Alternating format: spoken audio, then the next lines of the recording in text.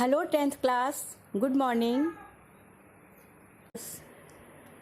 मैं हूँ आपकी जानी पहचानी संस्कृत की अध्यापिका मिसेस अरुणा आइजैक और आज हम संस्कृत विषय का अध्ययन करने जा रहे हैं। तो सबसे पहले हम व्याकरण की चर्चा करेंगे।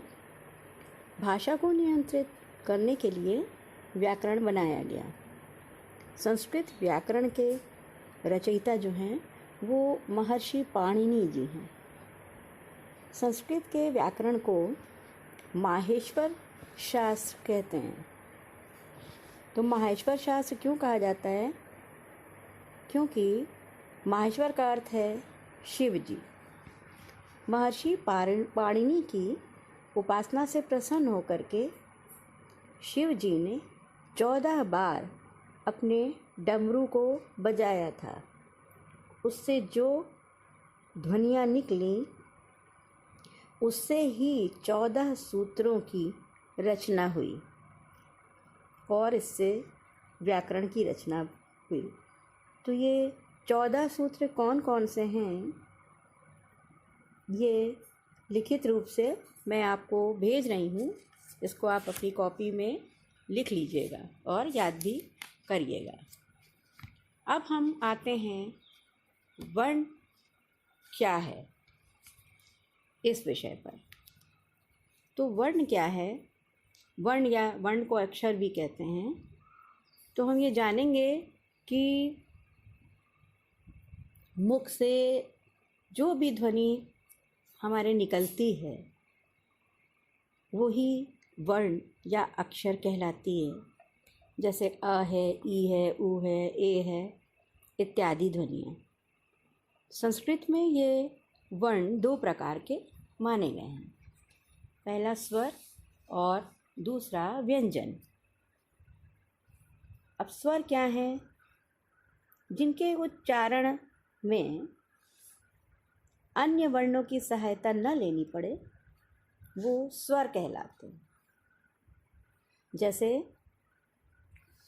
अ है, ई है, उ है, जिनमें मात्राएं नहीं लगी हैं ना, छोटा छोटा छोटी।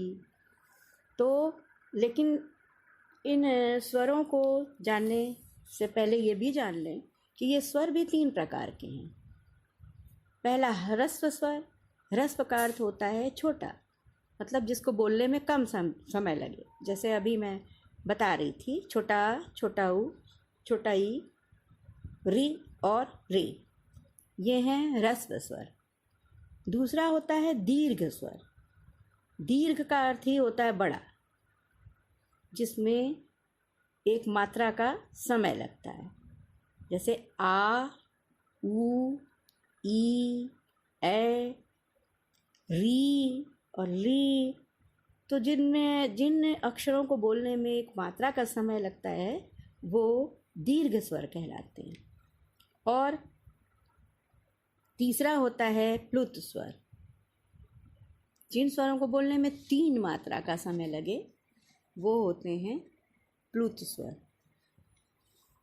जैसे आपने संस्कृत के वाक्यों में देखा भी होगा, कोई कोई शब्द ऐसे होते हैं जिनमें 3 का अक्षर बना होता है।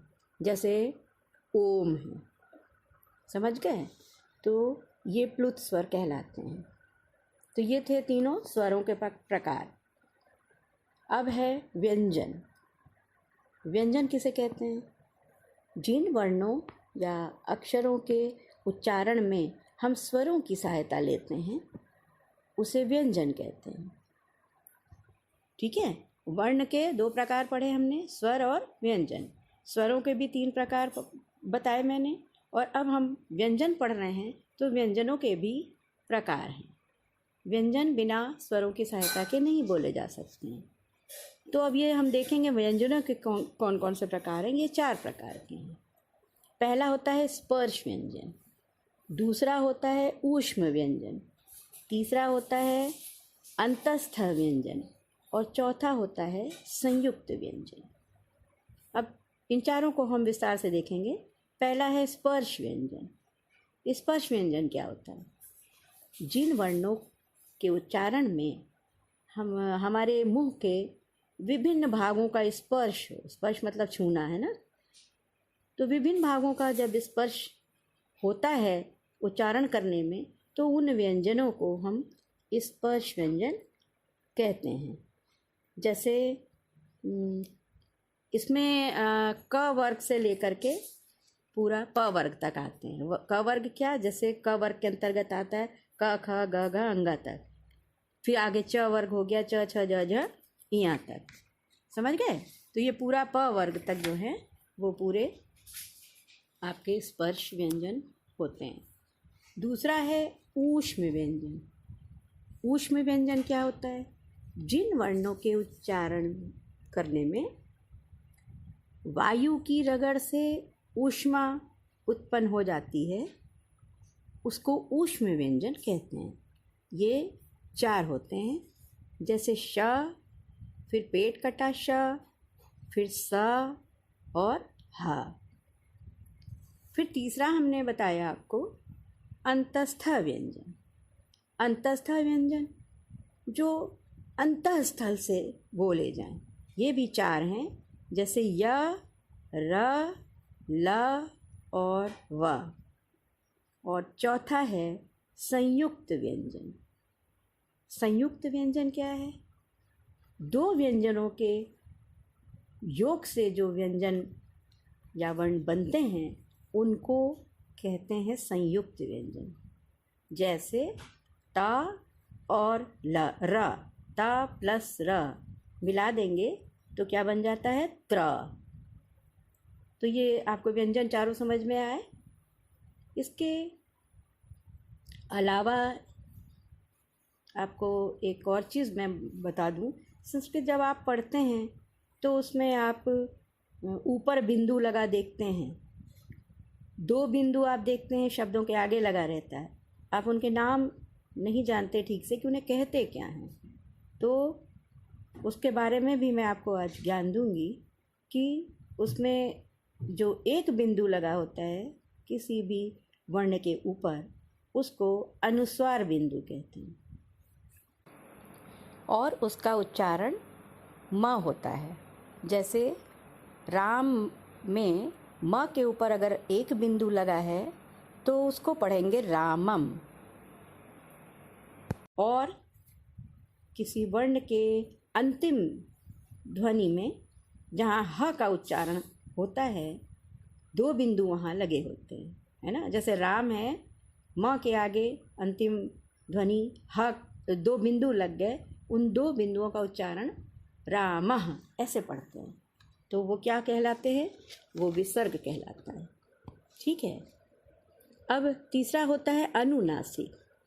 अनुनासिक क्या है, क वर्ग से लेकर के प वर्ग तक जो अंतिम वर्ण आता है उसको अनुनासिक कहते हैं। वैसे अनुनासिक का अर्थ होता है जो नाक से बोले जाएं।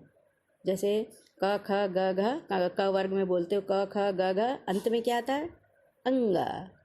उसी तरह च छ ज झ इया, ठीक है, ट ठ ड ढ ड़, प फ ब भ म, त थ द ध न। तो ये अंतिम जो वर्ण आया वो अनुनासिक वर्ण कहलाता है। तो बच्चों ये था आपका व्याकरण का आरंभ, स्वर और व्यंजनों का मैंने आज आपको ज्ञान दिया। फिर इसके आगे ही हम और चर्चा करेंगे कि अब ये जो हमने स्वर और व्यंजन बताए ये आगे इनकी और क्या विस्तार हैं। जैसे वर्णों का उच्चारण स्थान आता है, वह कहाँ कहाँ किस किस तरह से और कहाँ कहाँ से ये वर्णों का उच्चारण किया जाता है। तो अगले वीडियो में हम वर्णों के उच्चारण स्थान पर और प्रत्याहार इत्यादि विषयों पर फिर से चर्चा करेंगे।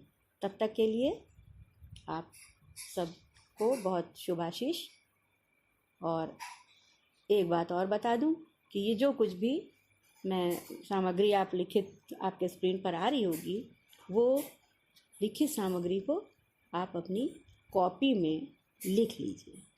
ये वही है जो अभी अभी आपको मैंने समझाया है, ये आप भूल जाएंगे सुन करके, इसलिए लिखा हुआ भी मैं भेज रही हूँ, इसको अपनी कॉपी में पूरा वैसे ही लिख लीजिए और उसको दोहराइए और याद कर लीजिए। धन्यवाद।